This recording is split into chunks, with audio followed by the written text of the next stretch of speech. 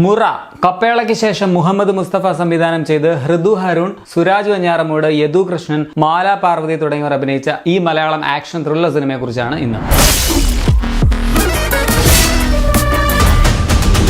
Thiruvananthapuram based ആയ ഒരു 20-21 വയസ്സുള്ള ചോരത്തിളപ്പുള്ള കുറച്ച് യുവാക്കൾ ഒരു കൊട്ടേഷൻ ഗ്യാങ്ങിൽ ചേരുന്നതും തുടർന്ന് നടക്കുന്ന സംഭവങ്ങളുമാണ് ഈ സിനിമ പറയുന്നത്. സോ ഇത് നമ്മൾ അറിയാത്ത കഥയൊന്നുമല്ല, പലതവണ നമ്മൾ കേട്ടിട്ടുള്ള കഥയാണ്. പ്രധാനമായിട്ടും തമിഴ് സിനിമകളിലാണ് കൂടുതലായിട്ടുള്ളത്. ഒരു പക്ക എക്സാമ്പിൾ പറയുകയാണെങ്കിൽ സുബ്രഹ്മണ്യപുരം ഒക്കെയാണ് ആദ്യം മനസ്സിൽ ഓർമ്മ വരിക. പക്ഷേ കിടിലൻ മേക്കിങ്ങും എക്സിക്യൂഷനും കൊണ്ട് വേറിട്ട് നിൽക്കുന്ന സിനിമയാണ് മുറ. ഇതിലൊരു തമിഴ് മലയാളം ബോണ്ടിങ് ഉണ്ട് കേട്ടോ, ഒരു നൻപൻഡ വൈബ്. അതെനിക്ക് ഭയങ്കരമായിട്ട് ഇഷ്ടപ്പെട്ടു. കിടിലൻ പെർഫോമൻസുകളും വളരെ റോ ആയിട്ടുള്ള ആക്ഷൻ രംഗങ്ങളും ഫാസ്റ്റ് പേസിലുള്ള കഥ പറച്ചിൽ സ്റ്റൈലും പടത്തിന്റെ പ്ലസ് പോയിന്റുകൾ തന്നെയാണ്. ഇമോഷണലി കണക്റ്റഡ് ആവുന്ന വിധത്തിൽ സുഹൃത്ത് ബന്ധത്തിന്റെ ആഴവും സിനിമ മനോഹരമായിട്ട് വരച്ചിടുന്നുണ്ട്. പെർഫോമൻസിൽ ആദ്യം തന്നെ എടുത്തു പറയേണ്ടത് ആ 4 ചെക്കന്മാരുടേതാണ്. 4 അല്ല, ആക്ച്വലി 4+2 6 ഉണ്ട് കേട്ടോ. പുതുമുഖ താരങ്ങളാണെന്ന് തോന്നാത്ത വിധത്തിൽ കിടിലൻ പെർഫോമൻസ് തന്നെയായിരുന്നു. അതിൽ ആദ്യം തന്നെ എടുത്തു പറയേണ്ടത് ഹൃദു ഹരുൺ അവതരിപ്പിച്ച അനന്തു എന്ന കഥാപാത്രമാണ്. ഈ ചങ്ങാതിക്കൂട്ടത്തിലെ ലീഡർ അവനാണെന്ന് പറയാം. പ്രതികാരം ചെയ്യാൻ ഇറങ്ങുന്ന ആ ഒരു ടൈമിലെ പ്രകടനം, പ്രത്യേകിച്ച് ക്ലൈമാക്സ് ഭാഗങ്ങളോടൊക്കെ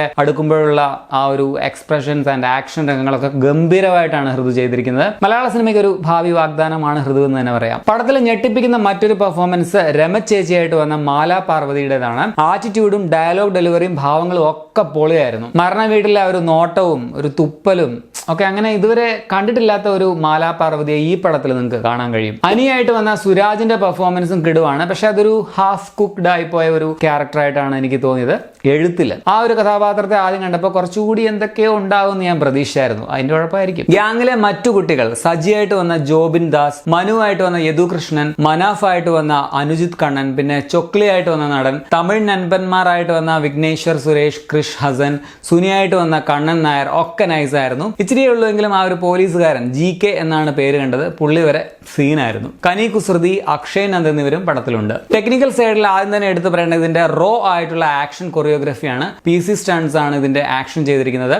കിടുവായിരുന്നു. കടുത്ത രക്തച്ചൊരിച്ചിലുള്ള ഒരു സിനിമയാണ്. ക്ലൈമാക്സിലെ ചില വയലന്റ് ബ്ലഡ് ഷെഡിങ് സീനുകളൊക്കെ ചിലർക്ക്, എസ്പെഷ്യലി ഫാമിലി ഓഡിയൻസിന് നല്ല ഡിസ്റ്റർബിംഗ് ആയിട്ട് തോന്നിയേക്കാം. ഒരു അടി സീനുണ്ട്, അത് എടുത്തു പറയണം. ശരിക്കും അഡ്രിനാൽ റഷ് ഉണ്ടാക്കുന്നതായിരുന്നു. മാലാ പാർവതിയുടെ മകനുമായിട്ടുള്ളത്. കിടു BGM ആണ് കേട്ടോ. ഇൻട്രോയിൽ ഒരു മാസ് മ്യൂസിക് ഉണ്ട്. അതുപോലെ പിന്നെ വയലിൻ വെച്ചിട്ടുള്ള കുറച്ച് ഇമോഷണൽ BGMs അതൊക്കെ നൈസായിരുന്നു. ക്രിസ്റ്റോ ജോബിയാണ് മ്യൂസിക്കും ബാക്ക്ഗ്രൗണ്ട് സ്കോറും ചെയ്തിരിക്കുന്നത്.